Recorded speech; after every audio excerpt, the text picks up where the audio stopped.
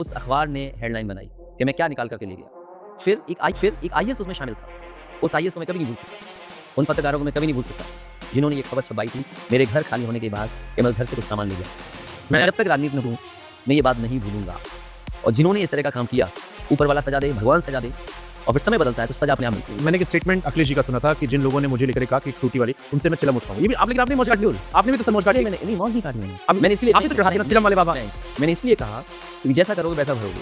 अगर गड्ढा हमारे लिए खोदोगे तो गड्ढे में आप भी गिरोगे। दोस्तों, भारत का एक बहुत ही तेजी से उभरता हुआ एक स्वतंत्र और निष्पक्ष पत्रकार शुभांकर मिश्रा ने अखिलेश भैया का पॉडकास्ट किया। वो अपने इस पॉडकास्ट में बहुत सारे सवाल जवाब करते हैं, जिसका भैया एक एक करके काउंटर जवाब देते हैं। बीच में शुभांकर मिश्रा ने एक ऐसा सवाल किया जिसे हर किसी को उस सवाल का इंतजार रहता है। हर कोई उस सवाल को सुनने के लिए, उसके जवाब को जानने के लिए उत्सुक रहता है। वो टोटी वाला मामला आप लोग जानते हैं। विपक्ष वालों ने अखिलेश भैया को बदनाम करने के लिए उनके ऊपर कहा कि ये अपने जब आवास खाली कर रहे थे तो इसमें से 20 रुपया वाली टोटी उठा कर ले गए विपक्ष वाले, जिसके कारण इनके ऊपर एक टोटी चोरी का टैग लगा दिए गए हैं।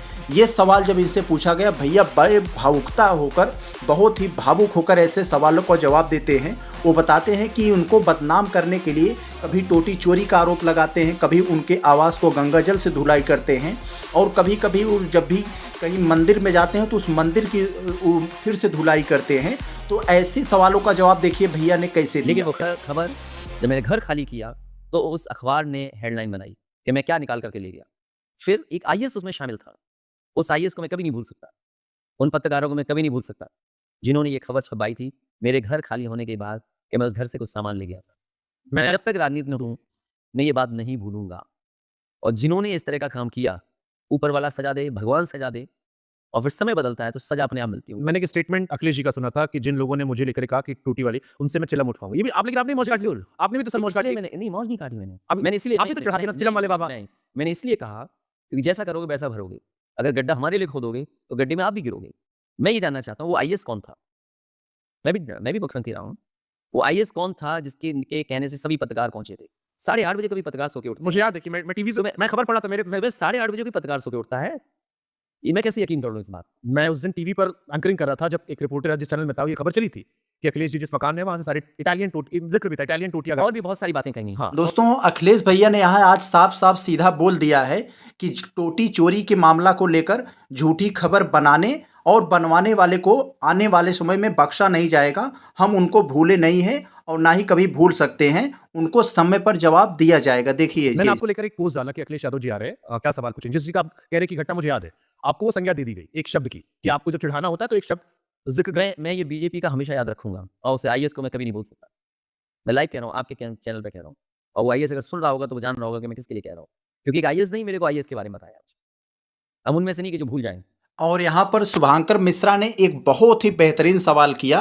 उन्होंने कहा कि आप बहुत ही सॉफ्ट नेचर के हैं, आप हमेशा प्यारी बातें करते हैं, मुस्कुरा मुस्कुरा के बातें करते हैं, लेकिन आजकल आप बहुत ही खूंखार बातें करने लगे हैं भाजपा को लेकर। ऐसा क्यों? तो देखिए उन्होंने क्या जवाब दिया। 16 से 19 के बीच में कई घटनाएं हुई जिसने अखिलेश जी को काफी चेंज किया। जैसे मैं आपको कई बार देखता हूं, आप कहते हैं कि सरकार हमारी भी आएगी, पुलिस वालों सुन लो सरकार हमारी भी आएगी। तो ये आक्रोश है या पीछे जो आपको लोगों ने आपके साथ ये सब चीजें हुई इनकी वजह से बदलाव है? क्योंकि initially Akhilesh Yadav ji was very soft spoken guy, मुस्कुराते हुए। ये सब बीजेपी नहीं बनाया है। आप झूठा फंसा देंगे, आप झूठे मुकदमे लगा देंगे लोगों को, आप इनकाउंटर करेंगे, झूठे इनकाउंटर करेंगे, आप झूठा फंसाएंगे, आप हमारा नाम लेंगे कि हम गुंडा माफिया अपराधी हैं, आप गलत शब्दों का भाषा का इस्तेमाल करेंगे, आप घर को लेकर के बदनाम करेंगे, आप सिक्योरिटी लेकर के छीन लेंगे, आप घर छीन लेंगे। आप ये कौन भूल जाएगा इन चीज़ों को? इसलिए कभी कभी राजनीति में ये बातें कहनी चाहिए। अब सख्त हो गए आपको अखिलेश। वर्कर को आपको बताना चाहिए कि ऐसी भी घटना आपके साथ हुई है, आपके साथ भी हो जाएंगी, इसलिए सावधान रहिए आप भी। और दोस्तों, गड़े मुर्दे कैसे उखाड़ा जाता है, ये हमें शुभांकर मिश्रा जी से सीखना चाहिए। उन्होंने अंजना ओम कश्यप और अखिलेश भैया का जो डिबेट हुआ था, इंटरव्यू हुआ था 2022 में, जिसमें भैया ने अंजना ओम कश्यप को ईमानदार पत्रकार बोल दिया था, तो इसका भी उन्होंने जिक्र किया। देखिए भैया ने उस पर क्या जवाब दिया। जैसे अखिलेश जी टीवी पर जाते हैं तो मैंने देखा एक बड़ी कुटिल सी मुस्कुराहट से कहते हैं आप बड़े ईमानदार पत्रकार हैं, और कई जगह मौज काट काट के आपने कर दिया। उस समय था, उस समय अभी वही पत्रकार हाँ मुझे अखिलेश बाबू बोल रही थी। तो हमने अपने पैनलिस्ट से कहा कि भाई अगर अखिलेश बाबू शब्द बाबू अच्छा है तो योगी बाबू को क्या दें, प्रधानमंत्री जी के लिए भी बाबू क्या दें, बीजेपी के नेताओं के लिए भी बाबू क्या दें। उस दिन के बाद आज तक वो बाबू नहीं कह रहे। कोई बात नहीं, लेकिन नियत क्या है? ये आपको ये हो सकता है अखिलेश बाबू, हाँ नहीं, अखिलेश बाबू आप क्यों कह रहे हैं? अगर बाबू शब्द अच्छा है तो आप योगी बाबू बोलिए।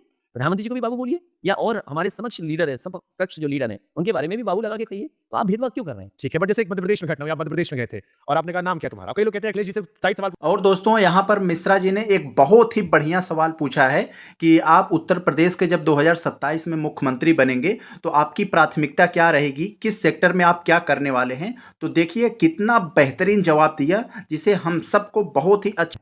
अगर अखिलेश यादव जी की 27 में सरकार आती है, 5 चीजें ऐसी क्या करेंगे जो उन्हें लगता है कि ये कुछ चीजें कि ये मुझे करना है चेंज मेजर? देखिए अगर मैं बता दूंगा तो ये सरकार नकल कर लेगी, लेकिन फिर भी मुझे बोलना चाहिए। मैं सबसे पहले यूपी का इंफ्रास्ट्रक्चर और बेहतर हो, एजुकेशन में बेहतर सुधार लाएं, खासकर प्राइमरी एजुकेशन और स्किल जो एजुकेशन है उसमें बेहतर करें। हेल्थ सेक्टर है जिसमें बहुत काम होना जरूरी है, क्योंकि हेल्थ से बहुत सारे लोग सफर कर रहे हैं और खासकर गरीब सफर कर रहा है। जो उसको मिलना चाहिए इलाज, समय पे इलाज नहीं मिलता है। समय पे इलाज न मिलने के कारण उसे एक प्राइवेट हॉस्पिटल में जाना पड़ता है, उसकी ज़मीन बिक जाती है, पैसा लग जाता है। हेल्थ सेक्टर, एजुकेशन, इंफ्रास्ट्रक्चर और उत्तर प्रदेश का लॉ एंड ऑर्डर, क्योंकि उस समय जो सबसे बेहतरीन व्यवस्था पुलिस को दी थी वो डायल 100 थी। और मुझे याद है उस समय के जो सीनियर ऑफिसर्स थे, मैंने उनको न्यूयॉर्क एनवाईपीडी के हेडक्वार्टर भेजा था, देख कर के आए कि पुलिस का रिस्पॉन्स सिस्टम कैसे काम करता है वहाँ पर, उनके सामने क्या-क्या इश्यूज़ आते हैं, उनका जो कंट्रोल रूम है वो कैसे चलता है। उसके बाद वही टीम सिंगापुर गई थी, वही टीम ह्यूस्टन गई थी अमेरिका और हमारे प्रोफेसर वेंकट उसके सलाहकार थे मेरे साथ सरकार में। उनसे परामर्श के बाद हम लोगों ने यूपी को one of the best response system police को दिया था। इसको और स्ट्रेंथन करना है।